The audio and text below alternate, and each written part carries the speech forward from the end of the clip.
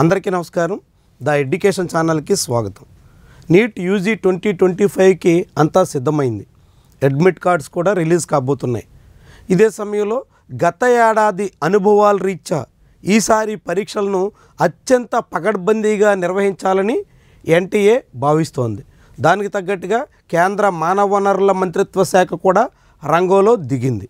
ఇప్పటికే ఈ పరీక్ష నిర్వహణ మీద దేశవ్యాప్తంగా ఉన్నటువంటి కలెక్టర్లతో ప్రత్యేక సమావేశాన్ని కూడా నిర్వహించారు. ఆయా జిల్లాల పరిధిలో నీట్ పరీక్షా కేంద్రాల దగ్గర తగినంత భద్రత, ఇతర ఏర్పాట్లు పకడ్బందీగా ఉండాలి అంటూ ఆదేశించారు. అదే సమయంలో పరీక్షా పత్రాల రవాణాకి సంబంధించి అత్యంత గోప్యంగా, అత్యంత భద్రంగా జరిపే దానికోసం ఏర్పాట్లు చేస్తున్నారు. ఎందుకంటే 2024 నీట్ పరీక్ష అనేక రకాలుగా వివాదాస్పదమైంది. ఈ నేపథ్యంలో ఈసారి పరీక్షల నిర్వహణలో ఎటువంటి సమస్య రాకూడదు అని కేంద్ర ప్రభుత్వం, ఎన్టీఏ రెండు కూడా భావిస్తున్నాయి. అందులోని ఈసారి అప్లికేషన్ పెట్టినటువంటి వాళ్ళ సంఖ్య పెరిగింది కాబట్టి సుమారుగా 25 లక్షల మంది వరకు అప్లై చేసి ఉన్నారు కాబట్టి పరీక్షల నిర్వహణలో మరింత జాగ్రత్తలు పాటించాలి అని భావిస్తున్నారు. దాంతోపాటుగా అడ్మిట్ కార్డ్స్ రిలీజ్కి సమయం వచ్చింది. వాస్తవంగా మే 1వ తారీఖు నుంచి అడ్మిట్ కార్డ్స్ అందుబాటులో ఉంటాయి అని ఎన్టీఏ తొలుత ప్రకటించింది. అయితే 30వ తారీఖు నుంచే అందుబాటులోకి రావచ్చు అనేటువంటి సమాచారం అయితే ప్రస్తుతానికి ఉంది. రేపు 30వ తారీఖు సాయంత్రం నాటికే ఈ అడ్మిట్ కార్డ్స్ అందుబాటులోకి రావచ్చు. ఇప్పటికే పరీక్ష సెంటర్ ఏ సిటీలో ఉండొచ్చు అనేది సిటీ ఇంటిమేషన్ స్లిప్స్ ద్వారా స్టూడెంట్స్ అందరికీ సమాచారం అందింది. ఇప్పుడు అడ్మిట్ కార్డ్స్ కూడా రేపు సాయంత్రంలోగా వస్తాయి కాబట్టి చాలా క్లారిటీ వస్తుంది. ఇక ఆ తర్వాత ముఖ్యమైనటువంటిది, ఈసారి నీట్ యూజీలో సేఫ్ స్కోర్ ఎంత? ఇది చాలామంది అడుగుతున్నారు. ముఖ్యంగా ఆంధ్రప్రదేశ్కి వచ్చేసరికి ఏటా పెరుగుతూ వస్తుంది. కాంపిటీషన్ పెరుగుతోంది.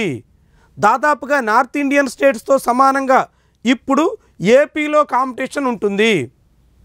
అదే తెలంగాణ, కర్ణాటక అందుకు భిన్నంగా ఉన్నప్పటికి కూడా ఏపీ, కేరళ ఇలాంటి రాష్ట్రాలు మాత్రం బీహార్, ఢిల్లీ, ఉత్తరప్రదేశ్ ఇలాంటి రాష్ట్రాలతో పోటీ పడుతున్నాయి.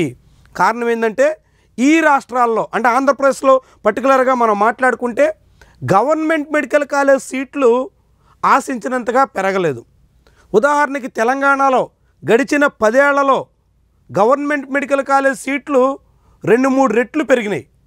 ఆంధ్రప్రదేశ్లో అందుకు విరుద్ధంగా సెల్ఫ్ ఫైనాన్స్ సీట్లని, ఇప్పుడు పీపీపీలో ప్రైవేటు నిర్వహణలో మెడిసిన్ సీట్లని, ఇట్లా అనేక రకాల పద్ధతుల్ని ఆంధ్రప్రదేశ్ రాష్ట్ర ప్రభుత్వం తీసుకొస్తుంది. దానివల్ల ఆంధ్రప్రదేశ్లో కాంపిటీషన్ పెరగబోతోంది.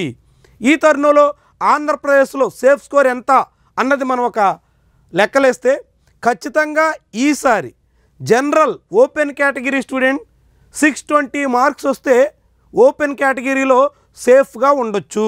కనీసం ప్రైవేటు కాలేజీల్లో ఏ కేటగిరీ సీటు కోసం ధీమాగా ఉండొచ్చు.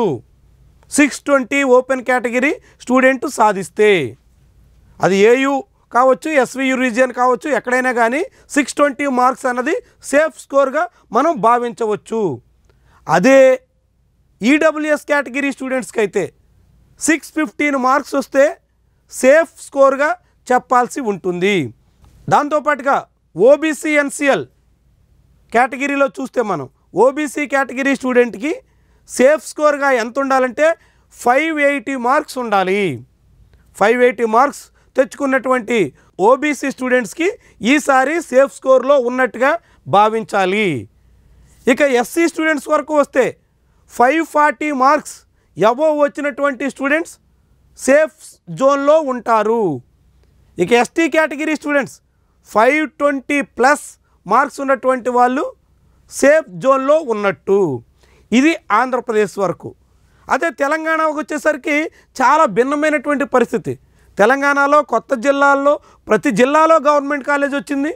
ప్రతి జిల్లాలో గవర్నమెంట్ కాలేజీలో 100 చొప్పున కనీసంగా ఎంబీబీఎస్ సీట్లు అందుబాటులోకి వచ్చాయి. దానివల్ల తెలంగాణ ఎంబీబీఎస్ ఆశావాహులకి అనేక రకాలుగా ప్రయోజనం దక్కుతోంది. కానీ ఆంధ్రప్రదేశ్కి వచ్చేసరికి అలాంటి అవకాశం లేకపోవడం వల్ల ఆంధ్రప్రదేశ్ ఇప్పుడు నార్త్ ఇండియా స్టేట్స్తో పోటీ పడాల్సిన పరిస్థితికి వచ్చి 620+ ఉంటేనే ఓపెన్ కేటగిరీ స్టూడెంట్స్ సేఫ్ జోన్లో ఉన్నట్టుగా భావించాల్సి వస్తుంది. అదే తెలంగాణకు వచ్చేసరికి అట్లీస్ట్ 530 మార్క్స్ ఉంటే ఓపెన్ కేటగిరీ స్టూడెంట్ సేఫ్ జోన్లో ఉన్నట్టే. తెలంగాణలో ఆంధ్రప్రదేశ్తో పోలిస్తే సుమారుగా 80-90 మార్కులు తక్కువ వచ్చినప్పటికీ సేఫ్ జోన్లో ఉన్నట్టుగా భావించాల్సి ఉంటుంది. అదే ఈడబ్ల్యూఎస్ స్టూడెంట్స్ అయితే 520+ వస్తే సేఫ్ జోన్లో ఉన్నట్టే. అదే ఓబీసీ కేటగిరీ స్టూడెంట్ అయితే అట్లీస్ట్ 500 వస్తే సేఫ్ జోన్లో ఉన్నట్టే. ఎస్సీ కేటగిరీ స్టూడెంట్కి అయితే 470 మార్క్స్ వచ్చినప్పటికి కూడా సేఫ్ జోన్లో ఉన్నట్టే.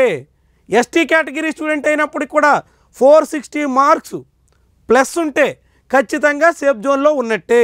ఇది ఆంధ్ర తెలంగాణ సేఫ్ స్కోర్ లెక్క.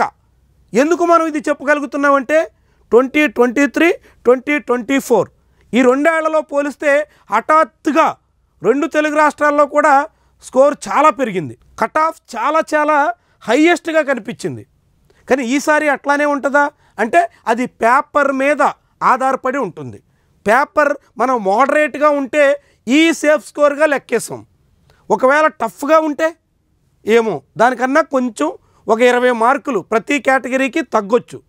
అది కాదు పేపర్ ఈజీగా వచ్చింది అనుకుంటే అట్లీస్ట్ ప్రతి కేటగిరీకి 10 మార్కులు చొప్పున పెరగొచ్చు కూడా. అయితే మనం మోడరేట్ పేపర్ని గడిచిన 2-3 ఏళ్ళకి 22, 23, 24 3 ఏళ్ల పేపర్ని పరిశీలించి 3 ఏళ్ల కట్ ఆఫ్ని గమనంలో తీసుకుని మనం ఈసారి లెక్కేస్తే యావరేజ్ మోడరేట్ పేపర్ని పరిగణలో తీసుకుంటే కట్ ఆఫ్ ఈ లెక్కన కనిపిస్తుంది.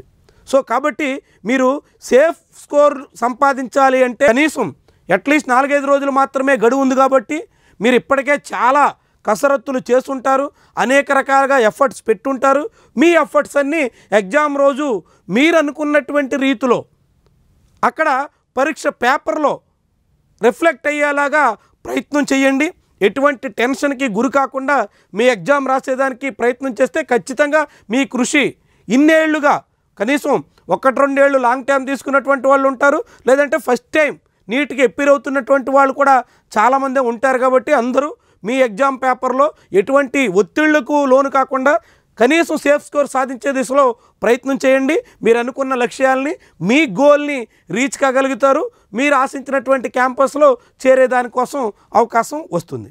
ఇది నీట్ యూజీ 2025కి సంబంధించి లేటెస్ట్ అప్డేట్స్. వీడియోని లైక్ చేయడం మర్చిపోకండి. అదేవిధంగా మీ అభిప్రాయాన్ని కామెంట్ రూపంలో తెలియజేయండి.